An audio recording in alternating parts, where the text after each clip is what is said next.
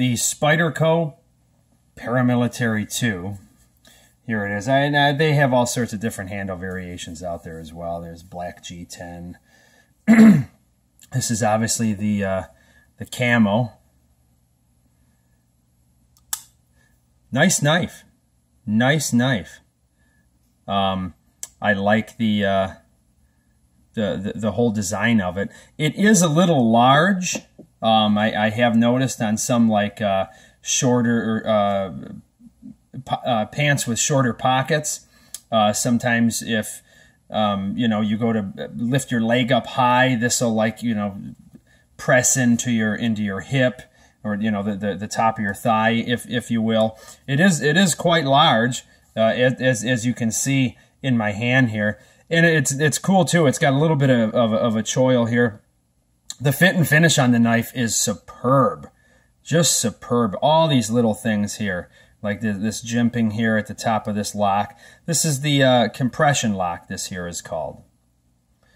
Right here you can see this mechanism, and this just releases here on the back like this over to the side, and the knife is pretty much freewheeling right there. All right, just freewheeling.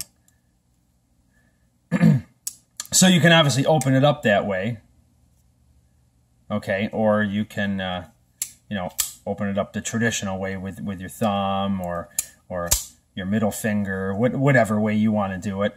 A lot of times I just find I'm usually never in a real hurry. I end up opening it up like with two hands, like I've got a buck 110. This is the as you can see here, perhaps S30V steel. CPM, Crucible Particle Metallurgy. I've said before, if you haven't checked out what exactly that entails, you should. It's some real interesting stuff. Golden, Colorado, USA, Earth. In case there was another USA on Mars. We know there might be one on the moon, right? We've got a flag up there. So this knife here, as I do with most of my knives, I soften the shoulder on it. Which I did here, just sort of knock down where that bevel there meets. Full flat grind, and it is a rather thick knife, which might be one of my complaints with it. Would be I sort of wish it was a little bit thinner stock. A knife of this thickness, if you're using it to such a point where you may jeopardize the steel, you're going to break the other components on the knife first. So I'm not really sure why such a thick steel. It's just a sign of the times, folks. Let's be real. Everything is pretty much overbuilt. But this back here is actually, I believe, maybe more than an eighth of an inch. Of course, it tapers down. Food prep, fantastic. All right. That's pretty much what I use this knife for, is food prep. And when I'm at work and I cut whatever food up I'm eating, it's done with this knife here. And it's very easy to keep clean with the pillar construction, as you can see. Very easy to take clean, and very easy to take apart and put back together. You can put the clip over here, you can put it here, wear it on your left side or on your right side, tip down, tip up. Whatever you would like to.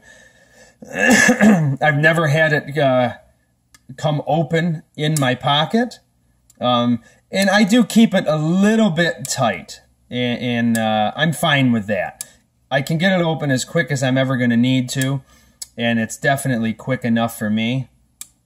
But overall, the knife is actually quite nice. I went from a Gerber Harsey Air Ranger, which was gifted to me by a very good friend of mine for standing in his wedding, and that knife is phenomenal. I love that knife. It opens way easier and way smoother, I'd hate to say it, but I'm gonna, than this here. It is obviously not to this quality, and so that's obviously the the price difference that's going to be there. Like I said, very easy knife to keep clean. The hole is big enough you can obviously don't get your fingers stuck in there. But you can clean all that out and clean this stuff if you are using it for fish and game, which it would work incredible at. You can see too by the design, the angle of this. So it really presents more of a belly in whatever you're slicing, and that aids tremendously with whatever it is that you're doing. Like with anything, be careful. There are some frauds out there. All right, be careful about that. Nice lanyard tube. That's pretty much it.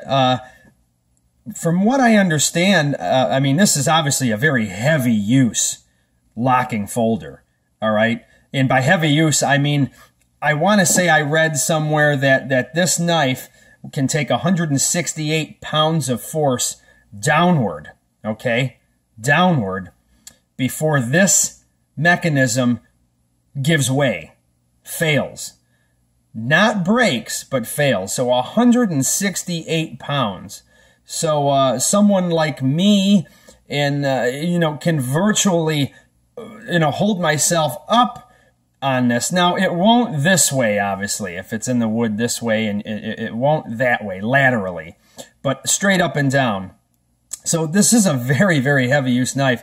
And when you do purchase it, if you do, the first thing you'll notice is its lightness. It is super, super light. But the handle is obviously quite generous. Feather sticking and things like that, absolutely, it'll do it. But you will notice that the handle is quite uncomfortable if you're doing woodwork.